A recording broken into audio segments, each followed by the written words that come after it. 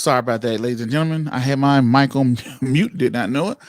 But anyway, we're going to talk about why DogeCoin and why DogeCoin and stimulus checks and the stock market performance is going to create the new boundary for Dogecoin success and why it is successful and how we're in a changing economic economy.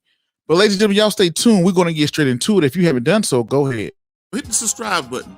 Hit the bell icon. Hit that like, comment, and share button. Once again, ladies and gentlemen, boys and girls, and children of all ages, you are now tuned into the Investor Show. As always, this is your gracious host, the Prince of Investing, Prince Dykes, coming to you guys and girls live all the way from the beautiful city and state of Denver, Colorado. Don't forget to hit that like, subscribe, comment, and share button. And as always, I don't have a lot of time. I definitely, you guys and girls don't have a lot of time, so we're going to jump straight into it. I'm not going to be before you guys and girls too long. That's why I'm over here in my little hoodie, relaxing before I take it in and get some phone calls and some emails and stuff like that done. But ladies and gentlemen, we all know while we're tuned in here, what's going on with this Dogecoin thing. It's all over the place. I mean, you see it all over. This is just typically what happens when you see a cryptocurrency take off, and cryptocurrencies have had a nice year. The last 10 years is, of course, especially going into 2021. Now, the first thing I want you guys and girls to do, if you are coming in, say hello or whatever, that good stuff like that. But we're going to go down a little history lane of how these things like this happen. Who remembers the gold rush? The gold rush of 1849. The gold rush of 1849, that's why you had a football team called the San Francisco 49ers. The gold rush of 1849, back then, that was when somebody struck gold out there in California, and the population of California went from 1,000 to 100,000 in a short matter of time. Why? Somebody discovered gold, and the word spread like wildfire. But you got to think about it. The word spreading like wildfire back then was words traveling within weeks and months in time. Now, words travel even faster because we're all connected.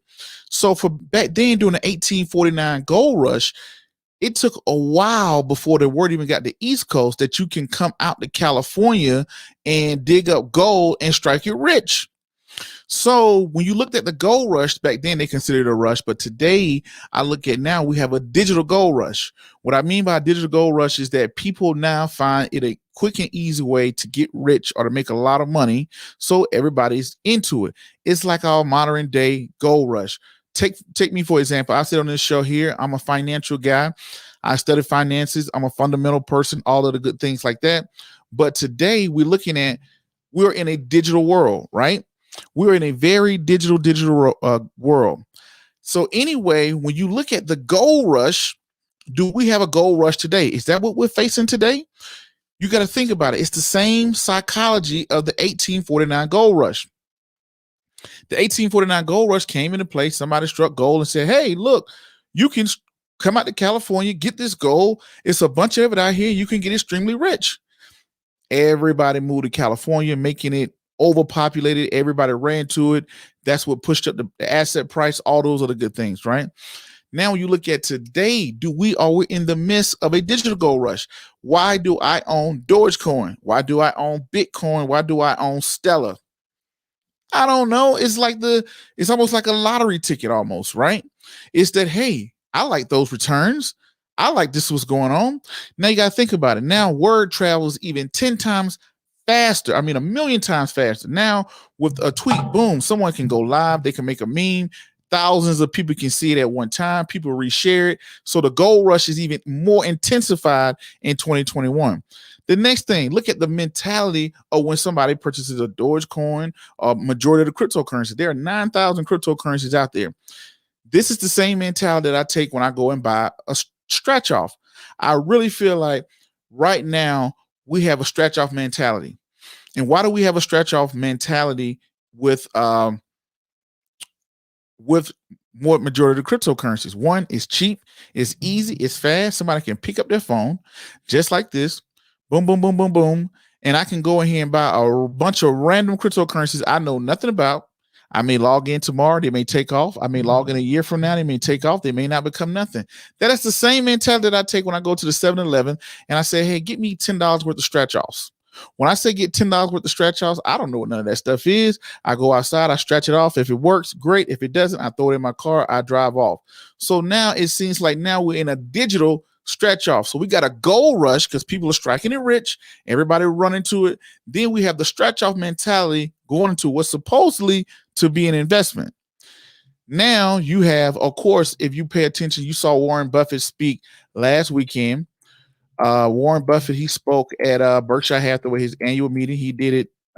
Shouts out to Berkshire Hathaway. He did it. Warren Buffett on Bitcoin and cryptocurrencies, right? He was big against it or whatever. And you got to think about it. When I look at Warren Buffett, very admirable guy. But I think that Warren Buffett, he's at 90 years old. He's at a stay rich. He's not trying to get rich. So when people are trying to get rich, they do something new. When people are trying to stay rich, they do what they know. When people are trying to get rich, they do something new. So if you take Warren Buffett in his 30s, where he's not already extremely wealthy and rich, how will he look at cryptocurrency? But now Warren Buffett is 90 years old, one of the wealthiest men on earth. How does he look at it? So I think as you get older, if I was 90 years old, sitting on hundreds of billions of dollars, how would I look at cryptocurrency? Versus if I was 30 years old with $1,000, how would I look at cryptocurrency? The financial sense, I believe it changes. So I believe him at 90 being extremely wealthy, why does he want to take a chance on this new hot thing? He's already made his money and he's making money hand over fist. Why do he want to jump onto a new hot thing or whatever that he really doesn't understand? Because I told you, people do new things to get rich. They get out of their comfort zone. They do something new to get rich. But once people become rich and they're trying to stay rich, they stick to what they know, whether it could be real estate, whether it could be business, whether it could be stocks. Why reinvent the wheel when it has worked for me already? And I think that's a lot of his psychological, him and Charlie Munger, they're looking at it saying, hey, this doesn't make economical sense. We've done extremely well with what we've known, and we're going to keep doing that and continue to stay rich. All that new stuff over there, we're not going to play with it because it doesn't make fundamental sense. Now, when they say that, you have to look at the present state of the economy. The stock market, S&P 500, so far this year is up 13%. But you look at something like DogeCoin that's up 2 million, I'm now hypothetically speaking, it's up thousands of percentage, right? It was at 0.00001. So now you have people sitting at home. The stock market is doing okay, but stocks in general. You don't hear anybody talking about Tesla anymore. Apple is gone. There's no really hot stock that everybody's jumping on right now. So everybody's sitting at home with their stimulus check. They done got their third round of stimulus. They're getting an unemployment check coming in every month. They have all this money coming in. Interest rates are very low. Real estate is very expensive to get into. Real estate, I gotta have good credit. I gotta have good credit. I gotta have the money to put down. I don't have that much money. I don't know how my money is gonna really work. So that's real estate. Starting a business, I gotta file for a business, do this, do that, or whatever. Or I can just hop on my little handy dandy app. Within 5 minutes, set up an account, put some money into that account, and boom, I'm off to the runnings. So now you got people that's at home with stimulus checks. Stock market is doing, okay. There's really no hot stocks out there. There are no hot stocks that are taking off. People sit at home with money and they're watching social media, and it's the new digital gold rush / stretch off mentality. Hey, you know what? I can throw $100 in there. I can throw 200. Ooh, I made some money. Let me throw 1,000, 3,000, 4,000. Now you have this big gold rush. You have a stretch off mentality. That's me. I have a stretch off. It's no fundamentals. I don't know who owned DogeCoin. I don't know who made it. I don't know how many DogeCoins are out there. I don't know how they're being, whatever. I don't know who's it's unregulated. It's just out there.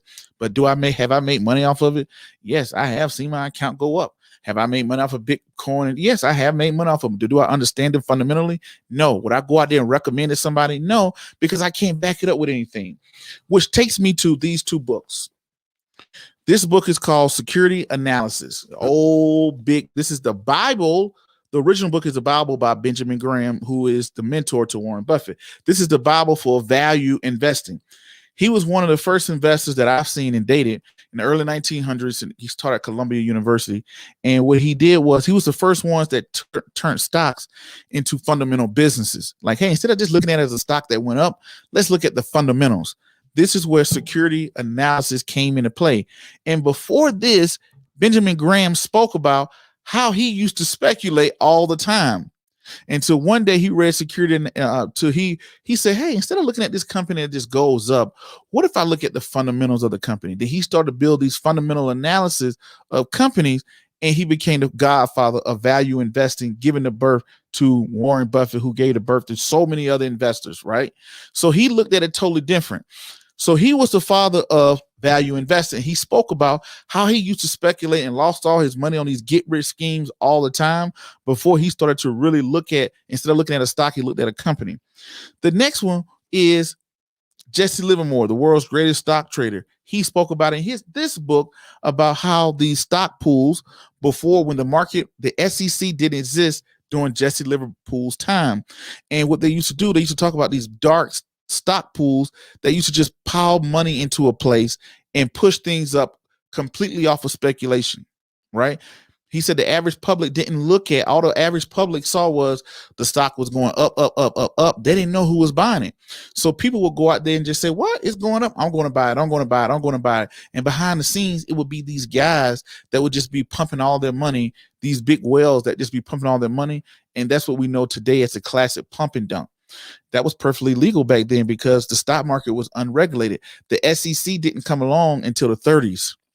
This was before the 30s. This was like late 1800s, early 1900s when you saw this book of Jesse Livermore. Security analysis was more about the 40s era, 40s, 50s era when Benjamin Graham came along. So you're seeing these same things on repeat, but it's just done in a digitized way. But I believe these coins are set to be successful because, not because the value, it's because guess what? I have easy accessibility. Back then, to get a hold of the stock market, you had to go through a broker, you had to know somebody, whatever. Now, everybody got a smartphone, they got access to the internet. Any and everybody can buy something. The government is dropping off stimulus checks, unemployment checks left and right, and people are sitting at home. And one, they have accessibility. Two, the media has even more reach than it ever had before. This is the formula for a lot of cryptocurrencies success. That's my belief. I don't believe it's going to go up due to fundamentals. I believe the success of DogeCoin is going to be due to the climate that we're in. Let me see what y'all say in the comments.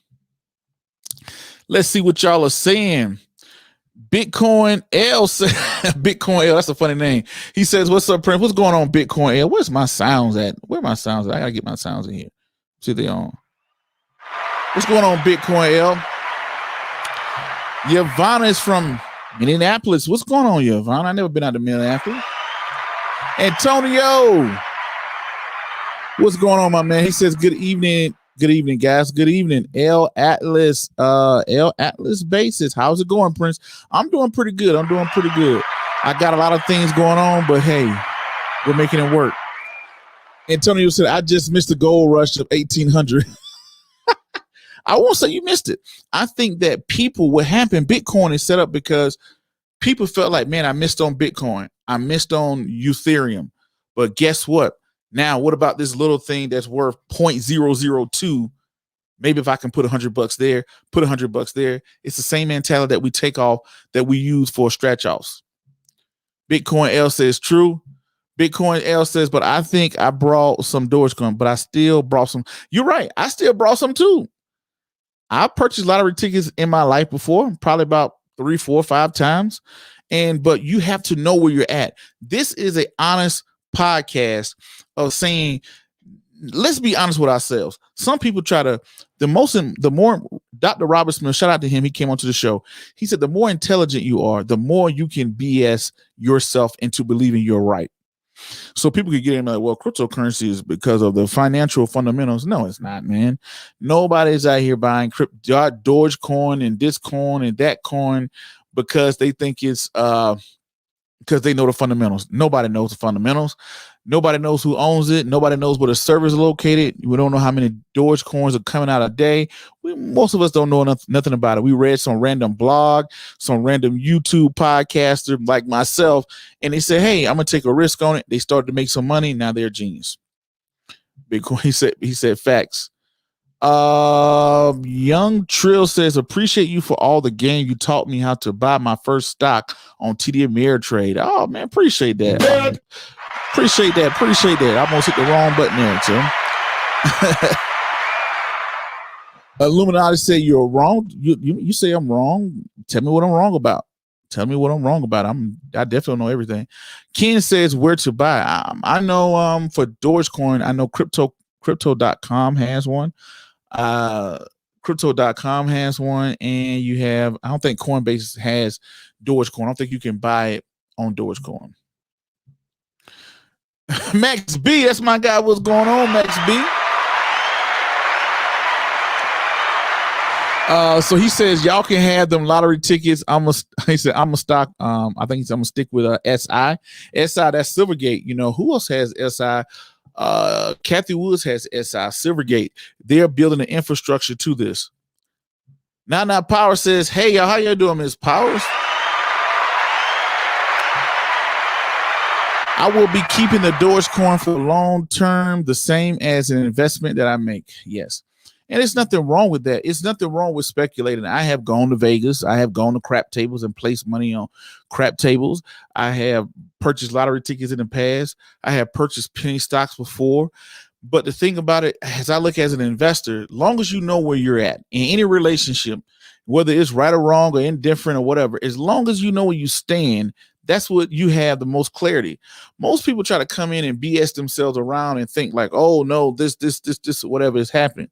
You got to understand, I don't think what's going on is fundamentally financial.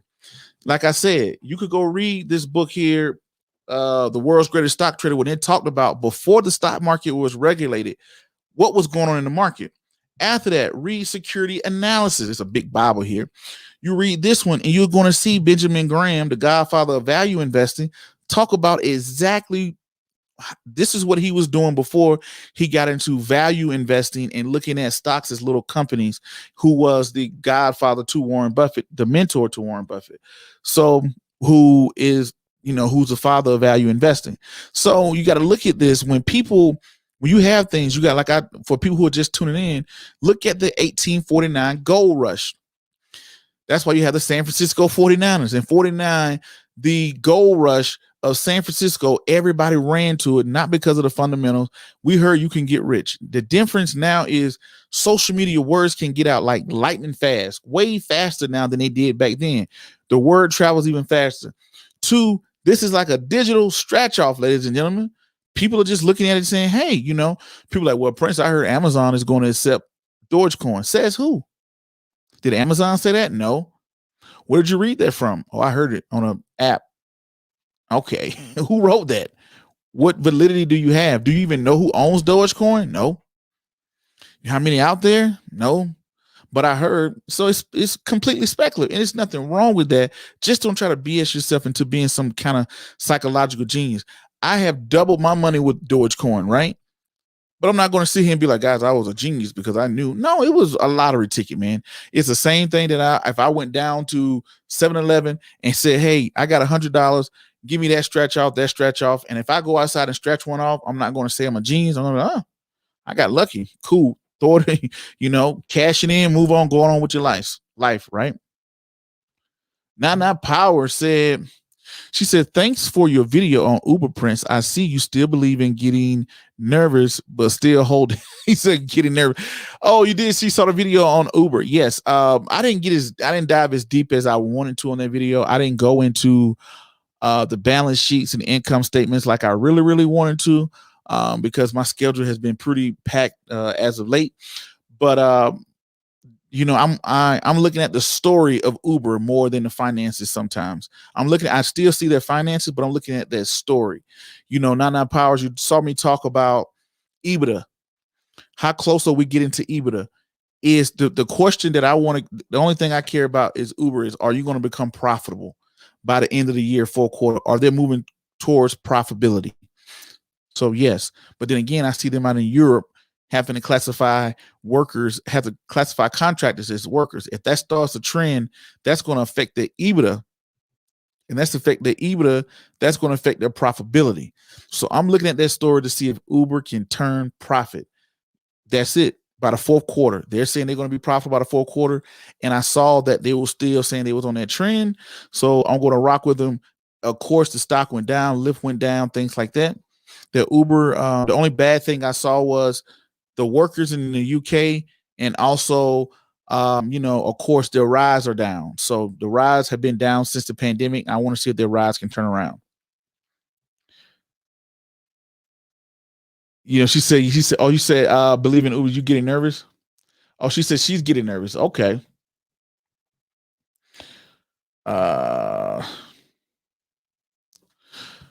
Antonio said, I sold all my Tesla and put it on DogeCoin for 35 cents. Now I need to take a 20-year nap and pray.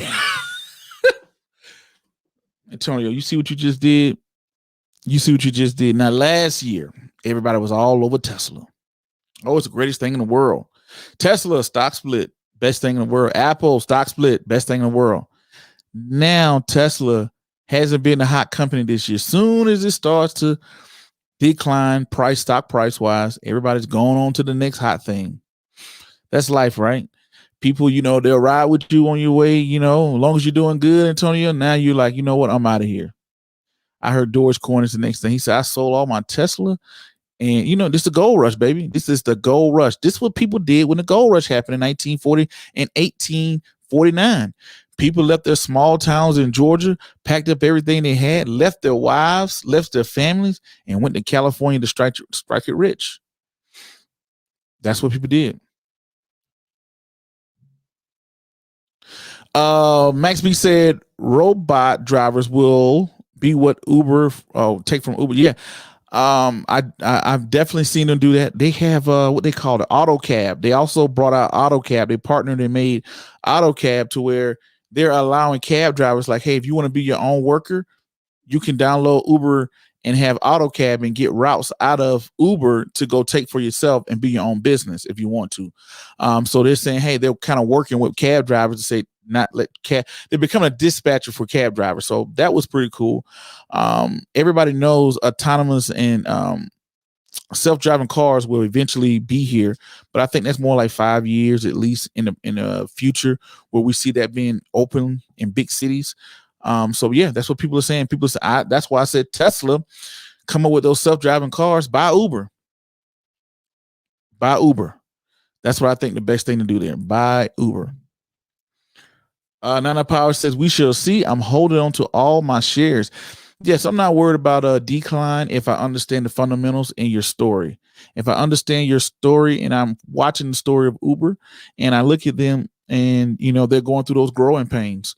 They're going through those growing pains of can they figure it out? That's the same, like I said, ladies and gentlemen, for the 1 millionth time, every new company or new thing that comes out has that. Look at electronic vehicles. They're going to have the same problem. They're going to run over a dog. Electronic vehicles are probably going to run into a building. An electronic vehicle is probably going to take somebody to the wrong place and they're going to get lawsuits. So, but you got to think about it. Think about when in America we had horses. Everybody was on horse and buggies. And when we first got vehicles and people was running off the road and people was hitting each other and killing each other. And everybody, the old people like, man, look at these cars. They're the dumbest thing in the world. They get stuck in the mud. They run off the road. They hit people. They kill people. And they're overly expensive. Cars are dumb. You fast forward 10, 15, 20 years from now, you look crazy walking around here, driving around with a horse. And I think that's what's going to that happens with everything that new that comes out. When you're new, it's just like life. If you live in LA and you packed up everything and moved to Atlanta, or if you're in Atlanta, you packed up everything and moved to Denver. And if you was in Denver, you packed up everything and moved to New York. You think everything, and you're doing a whole new job field. You're going to leave the world of finance and you're going to go into the world of agriculture and you're going to start growing foods. Yes, you're going to look crazy. You're probably going to ruin some crops. You're probably going to ruin some seeds. You're probably not going to have a great harvest. All those things. And people are going to look at you and call you an idiot. Look at that guy. He doesn't know what he's doing. But if you stick with it, maybe a year, 2, 3, 4, 5 years down the line, you're going to, it'll pay its reward. So when I look at Uber and that whole space, they're going through growing pains. The same thing social media did. How many times Facebook was sued and called dumb and crazy 4, 5, 6 years ago? But guess what? We figured it out. Young Trill says smart. Okay, man. Appreciate it. What's going on, Young Trill? Where you from, Young Trill? L Atlas Base said, I think blockchain explains DogeCoin pretty well. Yes, I've always been a believer in blockchain. But don't think about blockchain is you have a bunch of players, but you don't have the player in blockchain. I think that blockchain, I definitely believe in that. Everybody knows that that's the future. So, not the future, but everybody knows that's the way we're going to transition money, do all types of transitions. So I definitely always believe in that. Oh, we got Houston in the building. Okay. Okay. All right. Young Trill right down there in Houston. I've been through Houston a couple of times. I might be in Houston somewhere time end of this year, but we'll see. But yeah. Anyway, ladies and gentlemen, let's go do a quick recap before I get out of here. You got to think about it. What we have going on, we have young people sitting at home on their phones. So remember the gold rush of 1849 when people dropped everything and went out to California, jumping the population through the roof to turn around and get in on the new way to get rich, which was the gold rush. We've seen that happen all the time. The only difference is back then it took a news travel slow compared to today. And it took a lot of money to move to California, to stop your life and move to California.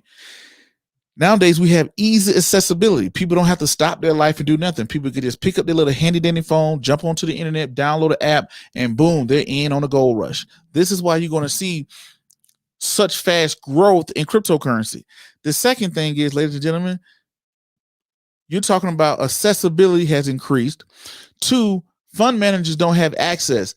As a professional investment portfolio manager, if I have clients, I cannot go buy them DogeCoin at this point. I can buy ETFs. I can maybe get a little blockchain company ETF or something like that or whatever, but I cannot go in there and say, I want to get Stellar for this client. Do I think it will get there? Eventually, I think it will. Some of those cryptocurrencies will leak over. So now the next thing is you have the stretch off mentality. People are saying, hey, you know what? I can throw $100, $50, $20, $40. I throw money away all the time. Let me throw $100 in here, $200 there.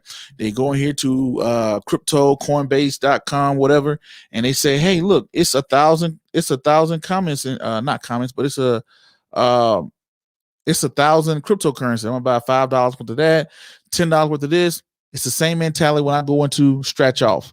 It's just digitized. Now we got a digital stretch off going on. Now you already see Warren Buffett. He already is against it. He's been against it. They talked about him at Berkshire. Did he change his mindset? He said no. And the reason is because Warren Buffett is already wealthy. Why would he take risk on this new hot thing? No. People do new things to get rich. But when people are already rich, they stick to what they know. So Warren Buffett, I think, is on the side of he's sticking to what he's know is worked for him and made him extremely wealthy. Why would he try something new? He's a stay wealthy type of guy, not a get wealthy type of guy. So I think that when he looks at this, it doesn't make fundamental sense to him. And why would he risk it? Why would he? So now, ladies and gentlemen, that's going to be the episode. I think that, you got to look at those stimulus checks. People sitting at home, they're getting stimulus checks. They have money. They have accessibility. And we got a gold rush going on. And I think that's going to contribute to cryptocurrency's value going up drastically just due to the nature we're in. People can easily tweet something and it's little money and people take a stretch off mentality and they have the access to act on it. Like right now, if I wanted a stretch off right now, I had to get in my car, drive to the local place. Hey, let me get a stretch off. Now I can just say, what's that called? Oh, they say the new hot cryptocurrency is VTTG. Oh, VTTG. Oh, it costs 0.003. Yeah, I put $10 on it. And you multiply that times 1 million people, and you can see how market cap can just jump up like that. That's why I think a lot of this is probably going to come, LK Atlas is always great outlook on investing, Prince. Thanks. Anytime. But anyway, ladies and gentlemen, I hope you guys and girls got something out of this. I definitely miss you guys and girls. I'll definitely be back giving y'all more content. But that's my take on the whole DogeCoin, cryptocurrency debacle. And also, I forgot, ladies and gentlemen, investors remember when Bitcoin was a joke and it was under $5. People remember when Ethereum was a joke and under $1,000. Everybody remembers that. So everybody don't want to miss out. The fear of missing out. That's what everybody's going to jump in and get in on it. I'm not going to miss the next one. That's what everybody's saying. LK Ross said, yes, let Dodge go to a let's go 100 a share so I can retire on a tropical island somewhere. He said, let Dodge go to $100 a share. And people are saying, what if Dodge becomes the next Bitcoin? Out of all those cryptocurrencies, what if it becomes the next Ethereum or Bitcoin and it's worth thousands of dollars? If I put $500 in today and it turns out to be worth thousands of dollars 10 years from now, oh my God, my life is completely changed. That's what people say. Lemonade, brother, what's going on, Michael, out there in Canada? Lemon.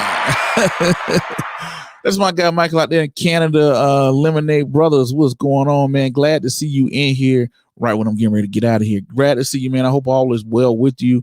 Definitely, I had to get back on here. I know I keep saying for a million times, so y'all can call in as well. But yeah, I want to give y'all that quick synopsis. Y'all hit that playback button. I didn't want to be on here too long. But ladies and gentlemen, my name is Prince Dykes. As y'all know, this is the Investor Show. And until the next video, podcast, cartoon, book, or whatever else crazy you see me do around the globe, my name is Prince Dykes. I'm out. Peace.